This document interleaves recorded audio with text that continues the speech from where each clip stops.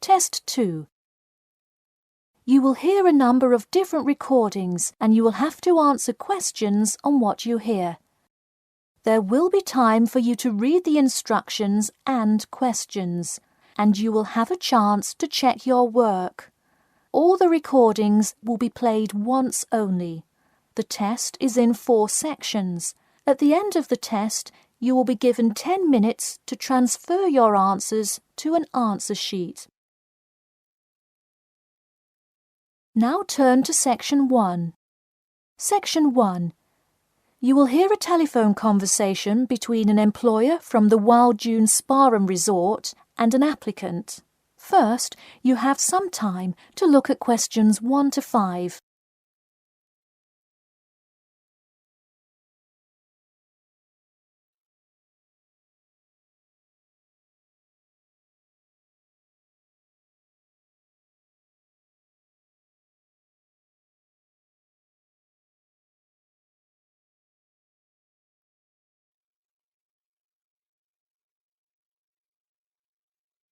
You will see that there is an example which has been done for you. On this occasion only, the conversation relating to this will be played first. Hello, is this John Murphy? Hi, yes it is. Hi John, this is Ed Heisenberg from the Wild Dune Spa and Resort, calling about your application for our lifeguard position. Do you have a few minutes to talk? Yes, absolutely.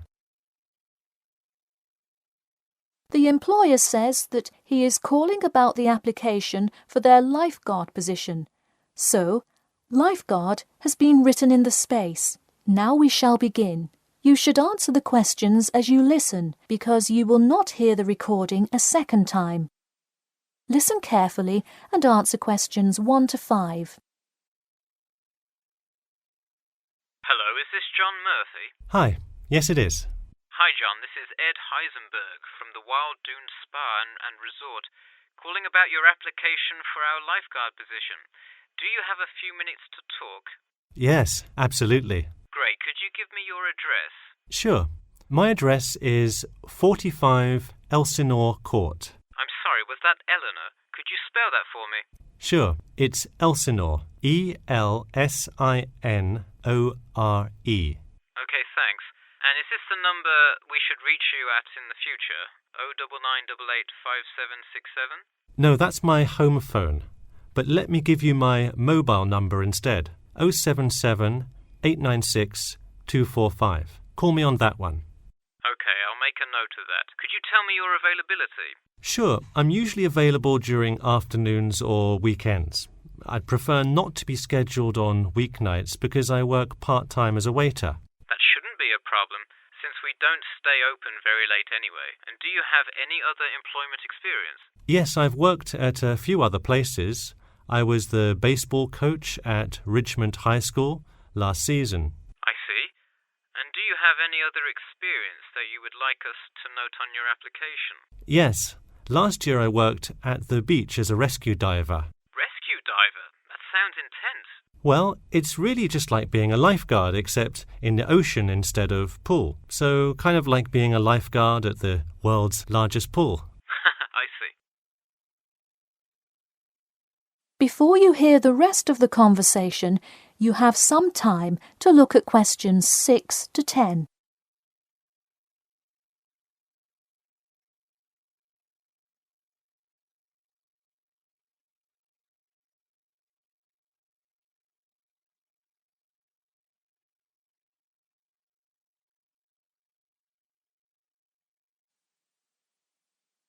Now listen and answer questions 6 to 10. So could you tell me about the relevant skills you have? I'm guessing a lot given your experience. I'm CPR certified and have 2 years of diving experience. Great, it sounds like you are well qualified for this position. When does your CPR certification expire? I think in November, but let me quickly check my CPR card. Actually, it expires in October. Okay, so regardless, you have it through the end of the summer. when is your ideal time to work? Since I work in the restaurant on weeknights, I like weekends best, specifically Saturday mornings. I see. We do already have a lot of staff available on Saturdays, but I do need an early morning shift lifeguard. How early could you work Saturday morning? I can get there by 6 o'clock if need be. You'll be happy to know we open a little later than that, but I'll put you down for Saturday mornings here. Oh, awesome. I can't wait to get started. How about you come in next Saturday, the 12th? That sounds good. Great. We can figure out other shifts for you to work when you come in then. One last thing, just out of curiosity, where did you hear about us? I heard your ad on the radio while I was driving this morning. You know, I think you're the first person who has responded to our radio ads. It's almost always people who have seen us in the newspaper. Yeah, I don't have time to read through the newspaper every morning. I have plenty of time in the car to listen to radio ads. That makes sense. Well, thanks for your time, and we'll look forward to seeing you on the 12th. That is the end of section 1. You now have half a minute to check your answers.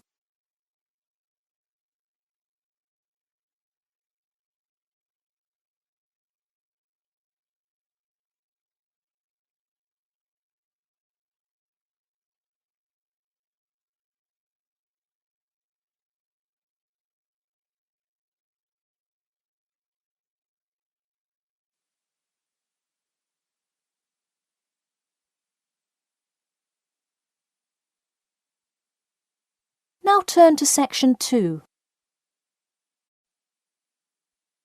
Section 2. You'll hear part of a free class about safety around campus. First, you have some time to look at questions 11 to 14.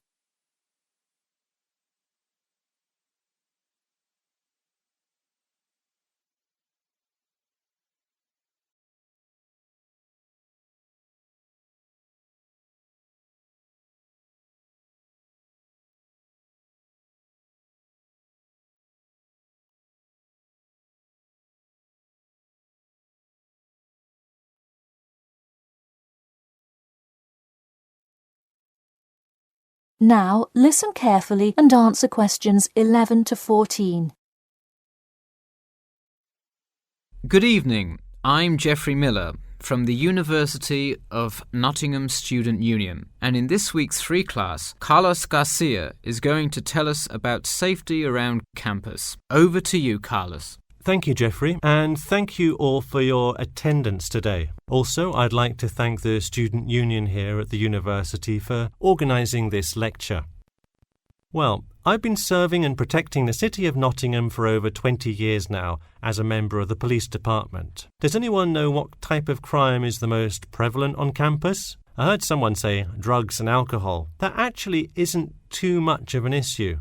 Violence? Nope. Actually, the biggest thing we worry about here is theft. The nature of crime on Nottingham's campus is quite different from that of the surrounding areas. Crime rates across the East Midlands are very difficult to control. We'd like to see the rate stay the same for this calendar year, but it has been increasing steadily over the past 3 years. On campus, however, I'm happy to say that the overall crime rate has fallen this year. You wouldn't think so if you've seen the extremely exaggerated stories in the media. The media has done nothing but cause more concern about crime in our area. Even the crime shows you see today are a little bit far-fetched, but at least viewers know they're not real events. We'd really like to see more factual news articles out there so the public can have a rational sense of the safety level of our society. Before you hear the rest of the talk, you have some time to look at questions 15 to 20.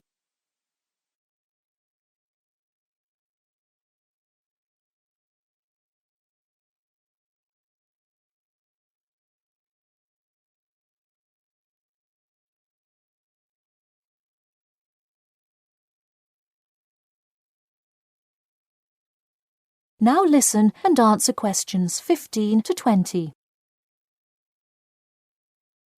Okay, let's move on to what to do when you see a crime. Do not get involved if at all possible. And do not draw too much attention to yourself by running away in a conspicuous manner.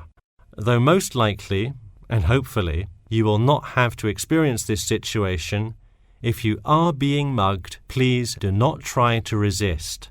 Instead, be compliant and seek help after the incident. Like I said, though, it is highly unlikely that you will find yourself amidst a crime, but it is important to be prepared should it ever happen. We find that educating students and staff on the correct precautions to take is the best way to increase your safety. Just remember to be smart when you're out late at night and avoid any area or person that looks suspicious. I know it sounds obvious, but I cannot stress this enough. It's also not a bad idea to have your mobile phone with you at all times, but be careful. If you're chatting on your smartphone on your way home, you're a prime target for thieves. I'd like to see a show of hands. How many people have left work or the library after 10 p.m. to go home before? A lot of you, right? If you do have to go home late at night, please don't walk home alone. More often than not, there's someone there that will be walking the same direction as you at some point. Walk home with a friend or co-worker. Even if you must use your phone to call someone that's nearby to walk with you, it's always safer to walk home with someone. So when you're walking home, you may feel more comfortable with some sort of self-defense, such as pepper spray. Now, it's your call whether you want to carry something like this or not. However, I absolutely advise against carrying a knife or any other offensive weapon. All too often, they can be used against you if you're disarmed, putting yourself in more danger. For all those interested, the Recreation Centre offers a free self-defense class to all students every Thursday evening. While obviously an introductory self-defense class may not equip you to fight off villains like a regular superhero, it does come in handy sometimes. After taking a self-defense class, you'll surely be more aware of possible dangers and how to deal with them. So hopefully now you have a more complete understanding of the nature of crimes committed on your campus and how to avoid being a victim.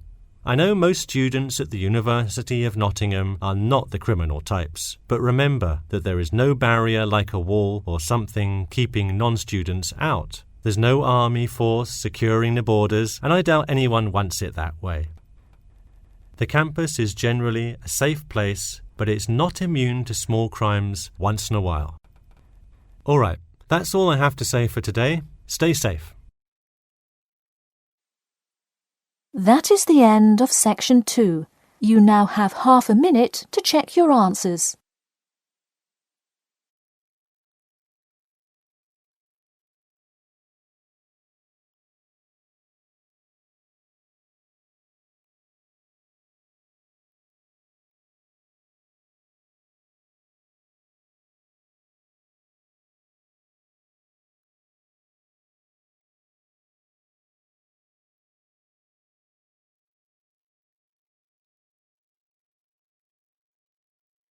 Now turn to section 3. Section 3. You will hear a student called Bobby talking to his tutor about the research project.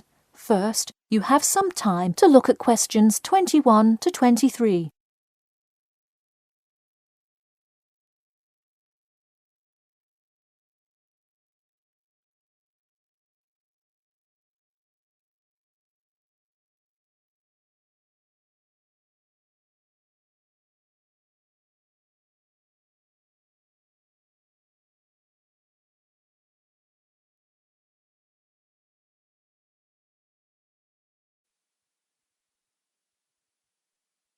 Now listen carefully and answer questions 21 to 23. Hi Bobby, go ahead and sit down. Tell me about your research project. Well, I decided to research football and keys for success on a football team. That sounds great. What are the guidelines for the test? Did the teacher talk to you about it in class? No, everything is on a handout that was passed out. It says that the first draft is due at the end of next week, and the second and third are due later on in the month. I don't understand why we have to keep revising and fixing it. Is this assignment really that important? Well, this project is a major requirement for passing 11th grade English and will go on your permanent record. Oh, really? Does that mean it will affect what English level I am placed in next year? Well, not exactly. You need a good grade to move on, but it is your overall grade and teacher recommendation that determines what level of English you are placed in next year. Anyway, tell me about your topic choice. Do you play football? Well, actually, it's because my father loves the sport. He watches it every weekend. Cool. It's a good idea to report on something you're interested in. Before you hear the rest of the talk, you have some time to look at questions 24 to 30.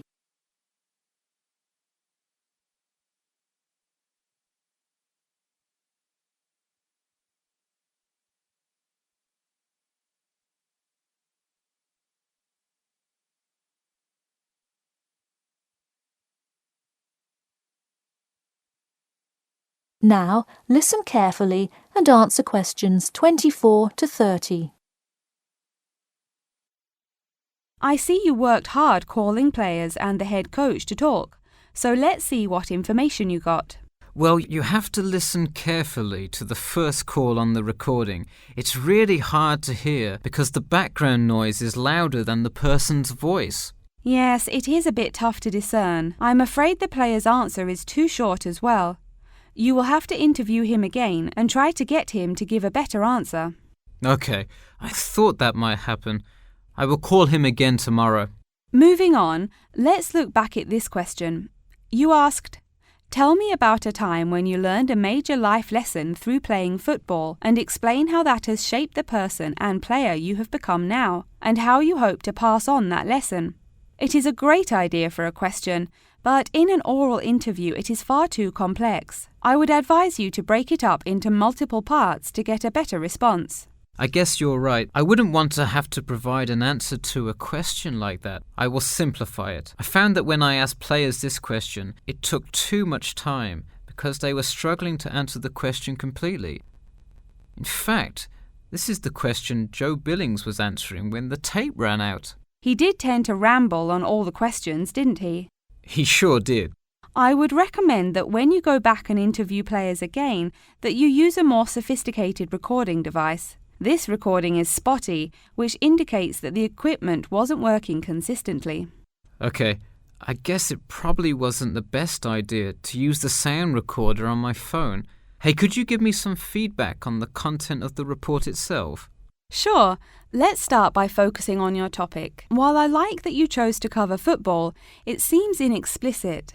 The keys for success of a player and team is quite an interesting topic, but what is your thesis? That is to say, what conclusions can you draw from your research? I would suggest coming up with a strong thesis statement and then shaping your report based on that.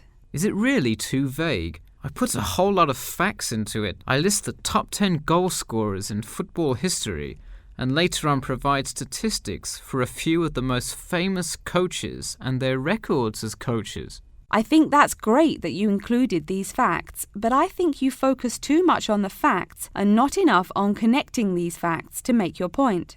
Ah, I see. Okay. So it looks like I have quite a bit of work to do before the deadline. That is the end of section 3. You now have half a minute to check your answers.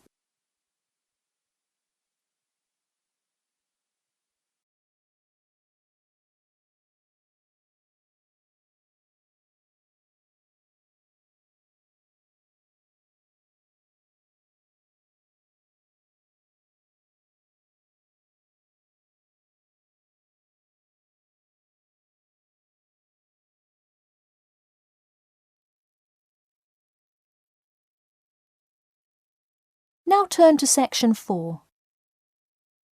Section 4.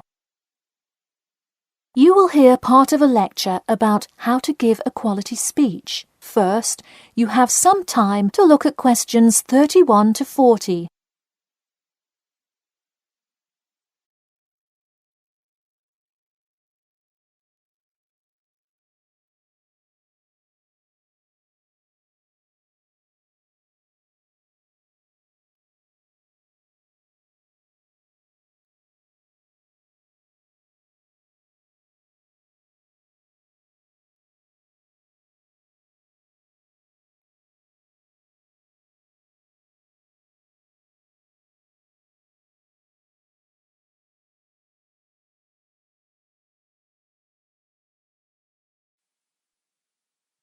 Now listen carefully and answer questions 31 to 40.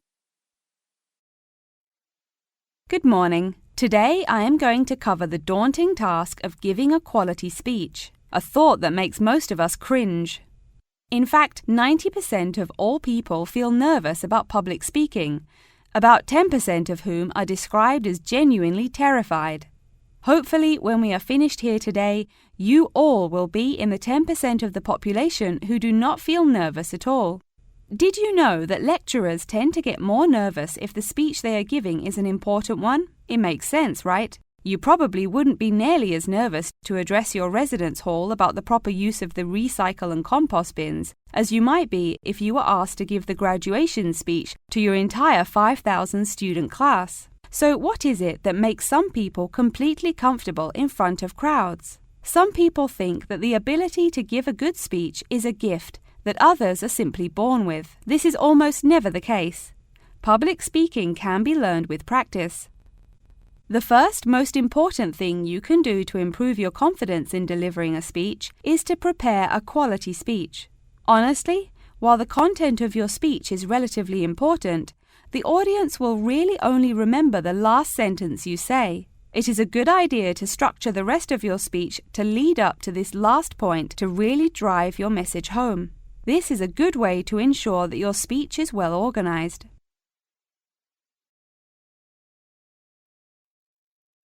Once you are confident in the quality of the speech you have written, the rest is just about your stage presence.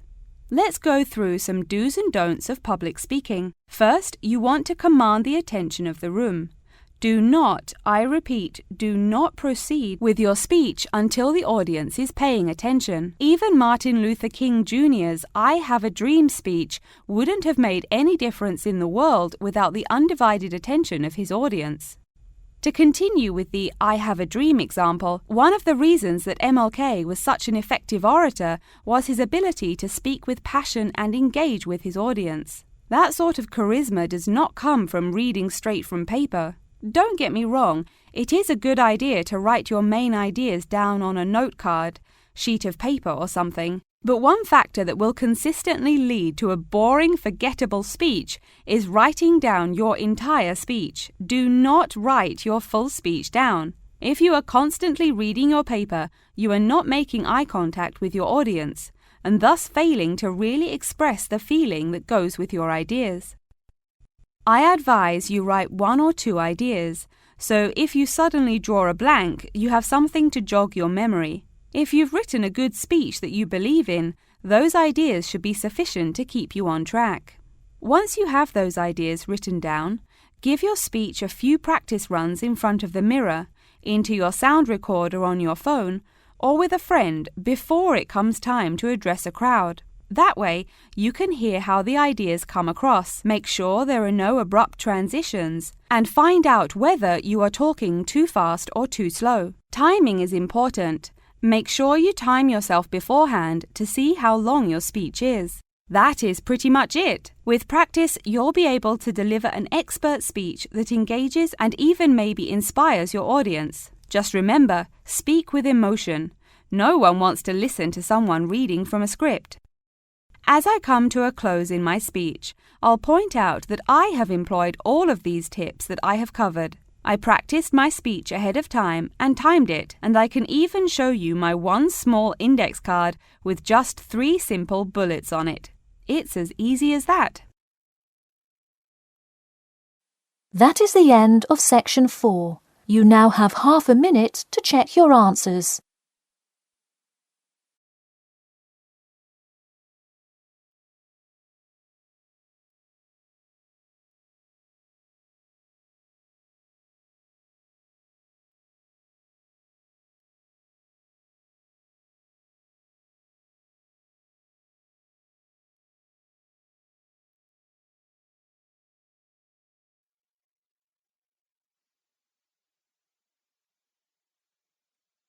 That is the end of the listening test. In the Ielts test, you will now have 10 minutes to transfer your answers to an answer sheet.